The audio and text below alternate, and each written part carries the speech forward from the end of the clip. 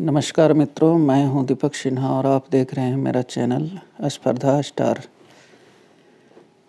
जैसा कि मैंने पूर्व के एपिसोड में जेपीएससी संयुक्त सिविल सेवा परीक्षा में किन किन पदों के लिए नियुक्तियां होती हैं, इस संबंध में विशेष प्रकाश डाला था, लेकिन उसमें कुछ पदों के बारे में चर्चाएं छूट गई थी। इसीलिए मैंने उसका दूसरा एपिसोड बनाने की सोची और उसी दूसरे एपिसोड के लेकर के मैं आपके समक्ष उपस्थित हूँ। ये जो आप ऑन स्क्रीन देख रहे हैं, ये 7वीं से 10वीं सिविल सेवा परीक्षा का विज्ञापन है और इस विज्ञापन को जरिया बना करके मैं आपको ये बताना चाहूँगा कि किन किन पदों के लिए विज्ञापन जेपीएससी के द्वारा प्रकाशित किया जाता है। इस कड़ी में जो पहला नाम आता है वह है उप समाहर्ता, जिसे हम इंग्लिश में डिप्टी कलेक्टर कहते हैं, और ये कार्मिक प्रशासनिक सुधार तथा राजभाषा विभाग के अंतर्गत आता है। इस पद की चर्चा मैं पूर्व के एपिसोड में कर चुका हूँ और डिप्टी कलेक्टर जो पद है, इसकी जो पदस्थापना होती है वह प्रखंड विकास पदाधिकारी, अंचल पदाधिकारी और कार्यपालक दंडाधिकारी के पद पर होती है। चलिए, दूसरा है पद पुलिस उपाधीक्षक, जिसे हम डीवाईएसपी यानी डिप्टी एसपी कहते हैं। इसके बारे में भी मैंने पूर्व के एपिसोड में बता दिया है और यह जो पद है वो गृह कारा एवं आपदा प्रबंधन विभाग के अंतर्गत आता है। तो डीवाईएसपी जो बनते हैं, यदि वो जिला के पुलिस मुख्यालय में रहते हैं तो उन्हें डिप्टी एसपी कहा जाता है।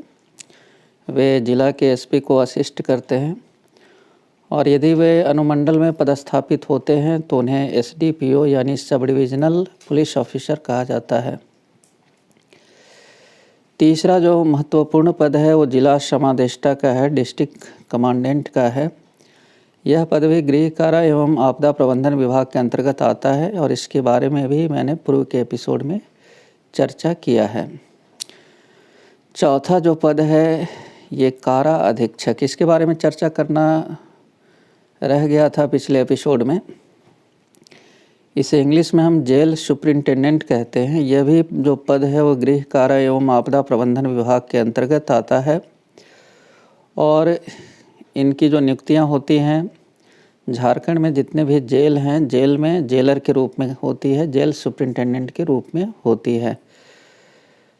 तो जेल के अंतर्गत जितनी भी प्रशासनिक व्यवस्थाएं होती हैं और जो भी प्रबंधन होता है वो इन्हीं के जिम्मे होता है।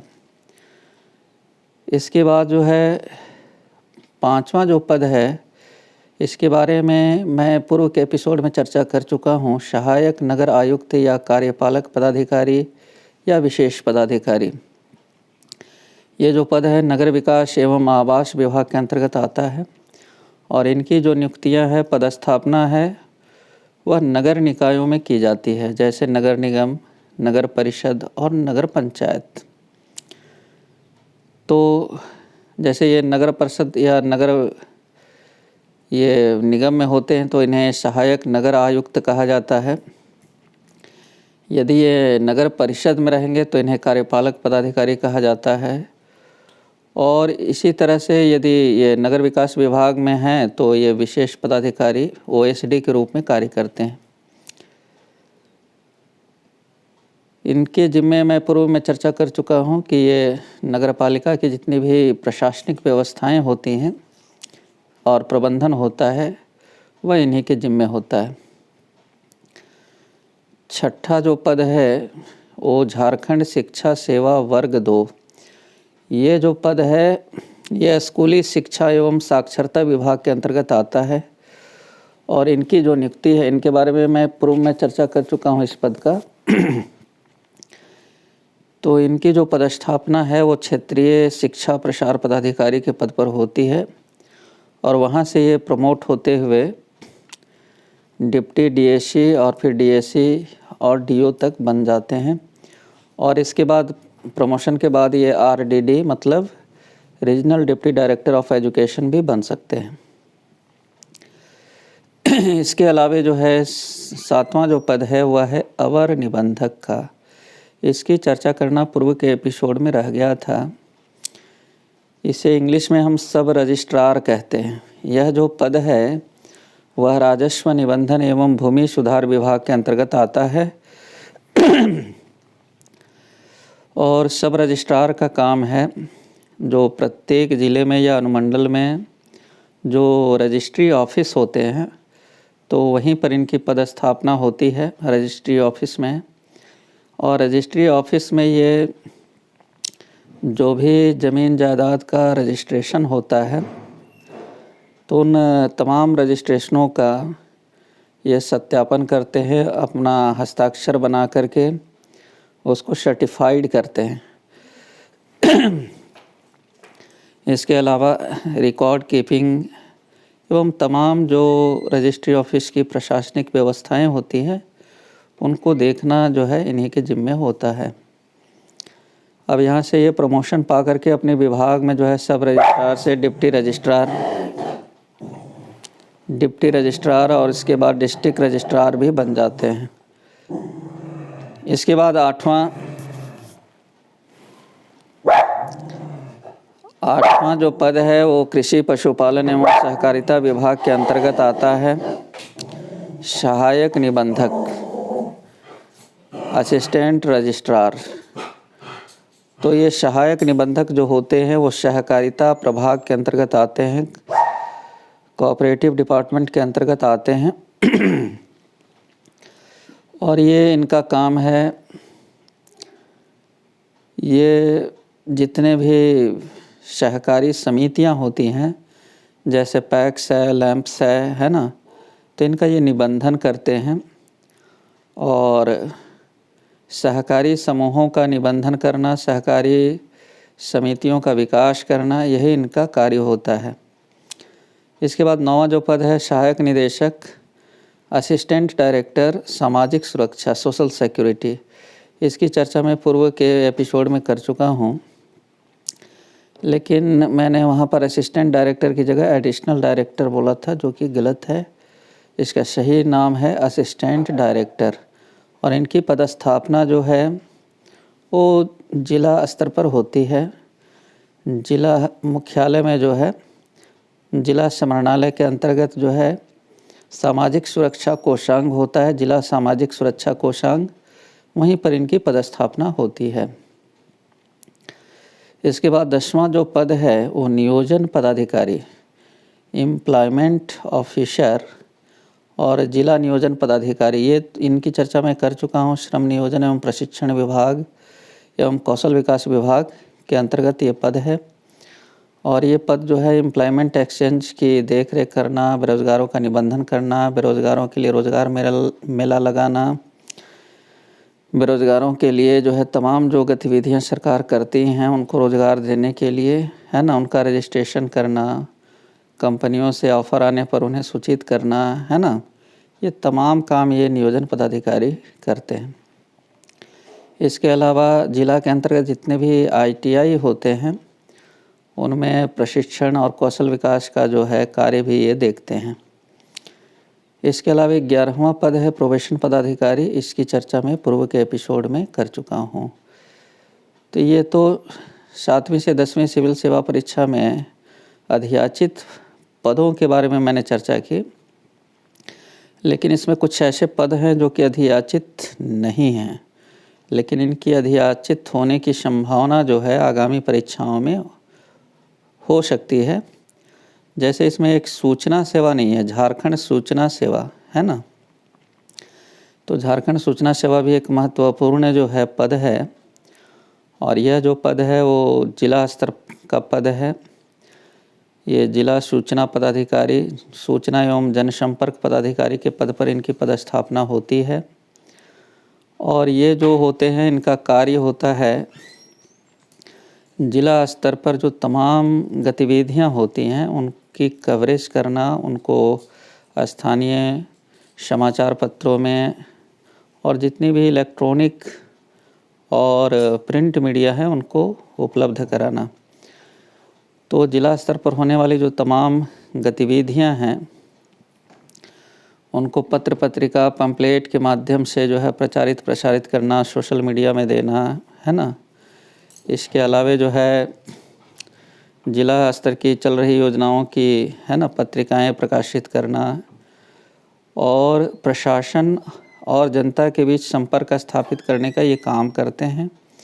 और इसके लिए जो है जितना भी जिला स्तर की गतिविधियां हैं उसको संकलित करके ये समाचार पत्रों के संवाददाताओं को, प्रेस रिपोर्टरों को, इलेक्ट्रॉनिक मीडिया के और प्रिंट मीडिया के तमाम जो संवाददाता हैं उनको उपलब्ध कराते हैं। तो ये सारे जो पद हैं, है ना, इनके बारे में मैंने विस्तार से जानकारी दी है। आशा है कि आप इससे लाभान्वित होंगे और आप में एक मोटिवेशन आएगा इन पदों को लेकर के। अब इन पदों में दो बातें देखने को हैं कि कुछ पद ऐसे हैं जिनमें भाग दौड़ नहीं है, ये ऑफिशियल वर्क है, और कुछ ऐसे पद हैं जिसमें काफ़ी भाग दौड़ करना पड़ेगा आपको और आप मुख्यालय में रहकर काम नहीं कर पाएंगे, आपको फील्ड विजिट करना पड़ेगा।